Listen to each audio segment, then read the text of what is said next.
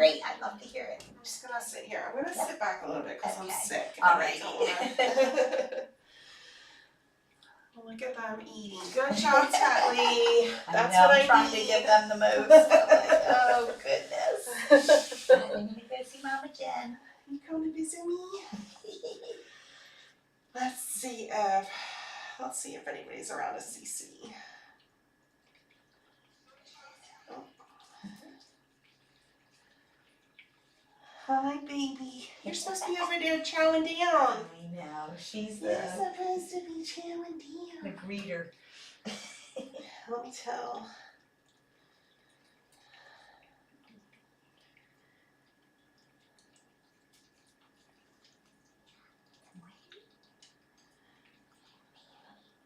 Okay, awesome. Thanks, Nutty. All right, I have some really good news about Shoots. So I just spoke with his doctor. He, during surgery yesterday, they were almost done with the plate. They had, they were on the very last suture. They turned his body to get to the other side, and he suddenly started having trouble breathing. If you read the Kitten Lady page on Pectus excavatum, you might have glanced over, as I did, the section that says there is a risk of, what's it called again, of re-expansion pulmonary edema. And that's when the lungs expand too quickly and they suffer from that sudden expansion. So, you know, the rib cage is like pressing on the lungs, and it's actually like partially collapsed lung or even a fully collapsed lung. And when they're doing the surgery, they're manipulating the rib cage. And in that manipulation, the lungs all of a sudden have space and they whoosh, blow up. And that can cause this issue. So that's what happened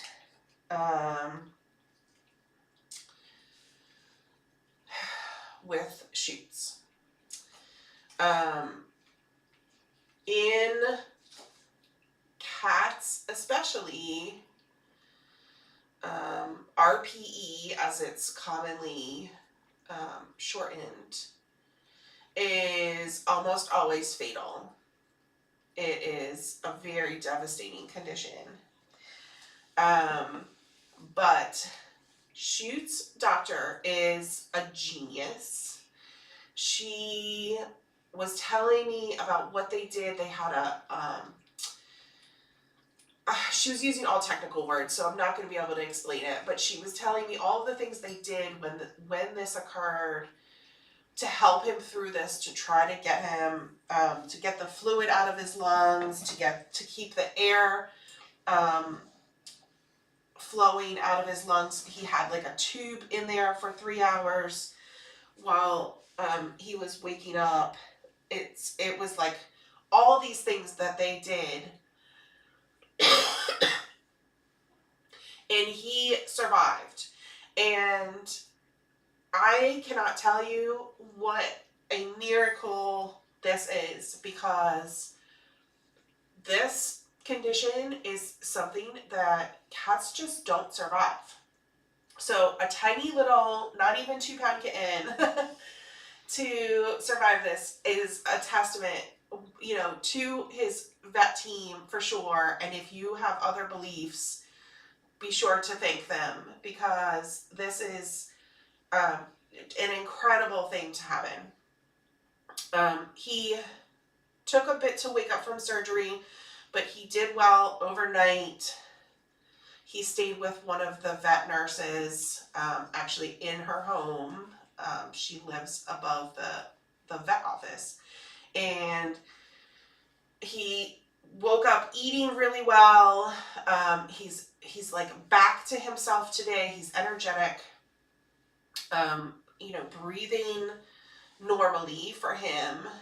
And the amazing thing is, so when they perform the surgery, as I just said, they manipulate the rib cage first. So they actually kind of bend it and shape it the way it's supposed to be. And then they put this hard brace on, and the brace holds that new shape in place.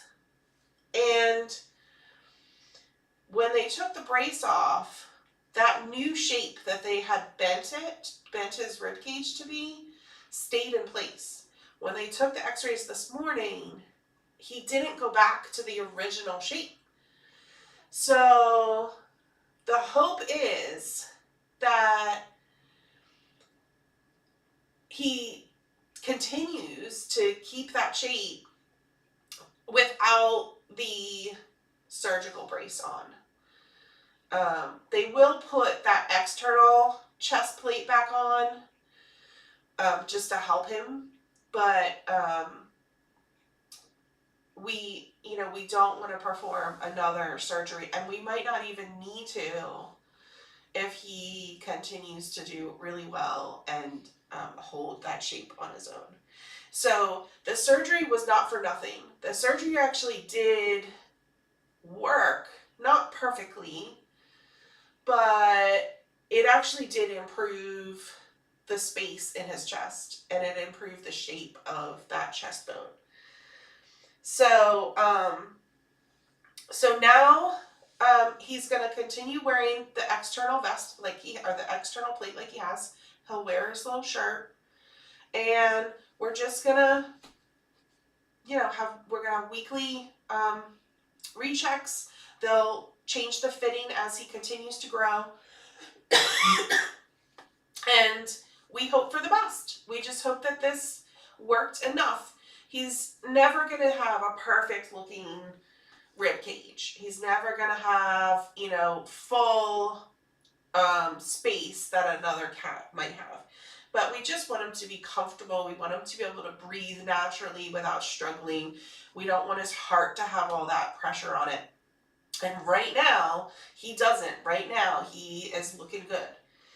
So, this is just, an incredible, incredible story. And I just want to thank all of you for supporting him. I want to thank you all for your prayers and good thoughts. And I have, repeatedly thanked his doctor and the staff there. They truly saved his life. She did say that, there's some other, on the x-rays, she could see that there's some other sort of abnormalities with even his spine is a little crooked and things like that. So, he's not a like perfect stereotypical candidate where he just has pectus excavatum. He does have some other sort of congenital bone things going on. So, he's always going to have those sort of strange things about him. The picture that you guys saw where his sternum was like going right up into his heart and his chest, that has actually come down and is no longer shooting straight up into him anymore. So, just the best news, honestly, well, the best news would have been that we had the plate on him, but after that didn't work, this is truly the best news we could have gotten.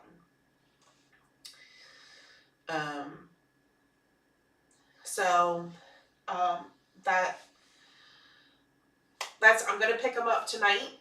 They said that he can go home later tonight. He'll be on some medications just as a precaution, and like I said, he'll have his chest plate back on, but he'll be back and he can go right back with the other kittens. He'll be fine. Yeah.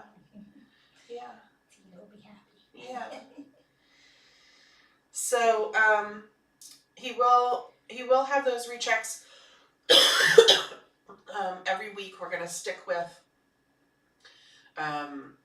the vet office where his PE doctor is, and he was not able to be neutered. They were originally planning to neuter him at the same time as his PE surgery, but obviously after this happened, they did not take the time to neuter him. And because he is a high risk for anesthesia, his doctor wants to wait until he's like 6 to 8 months to neuter him. So she said that, you know, at that age, it's not going to be as risky. Neuter surgery is very quick. They actually can do sort of like half anesthesia for males because it's such a simple, quick procedure. So it's not a huge risk, but she still wants to wait until he's much bigger for any risk at all. So he will eventually be neutered, but it's going to be a while down the road. So no more anesthesia on the horizon for him. No more surgeries on the horizon for him. We're just going to try to manage this through non-invasive techniques. Isn't that amazing? That I know. the best news ever. I couldn't believe it. Oh my gosh. So I couldn't say all that in chat. No, that was like too much to express, especially because I'm like glowing. And they need to see your smile. From this, from this All news. that stress, that is phenomenal. Oh my goodness. Oh, so exciting. Yeah. So. Another warrior you have. You know, for sure. I was reminded when they first called me and told me what had happened and how he was struggling. The doctor was definitely telling me, this doesn't look good. Like, prepare yourself. Right. And she even said, if you believe anything, now is the time to, talk to who you believe in. Right. And, it's, when you hear that from the doctor, like, they don't tell you those things unless they're, like, really thinking, like, this is it. Right. And she's like, but we're going to do everything we can, Wow. And they did. I mean, they spent hours and hours. They spent the whole rest of the day working on him. And then I got the call, that he had woke up from anesthesia and he was like eating. I saw the video. Yeah, they sent sent me the video. And it completely reminded me of Wyatt. Yes. Because that's exactly what Wyatt would do. And I'd get the call from the doctor and she'd be telling me, there was a time that I even went to the hospital to say goodbye to him. I remember that. And by the time I showed up at the hospital, he was like running around his cage. And she's like 15 minutes ago, he was like on death's door. Like, I promise you, I did not call you here without when he was in this state. Because now he is like up and happy and running around. And that's exactly what Shoots did. I am like, I think it's those t-shirts. Oh, those shirts. I think they do have a superpower. Definitely. I mean, so many times Wyatt was in that hospital and had those near experiences. Yeah. I so scary. Cried more times for that boy when I thought it was the end. And so Shoots has followed in his footsteps. He'll be the first warrior there. That's right. Oh. That's right. That's so wonderful. I'm gonna clip this to the channel in case anybody misses it and needs, wants to watch the full update on him. And I'll be putting an update on Facebook too.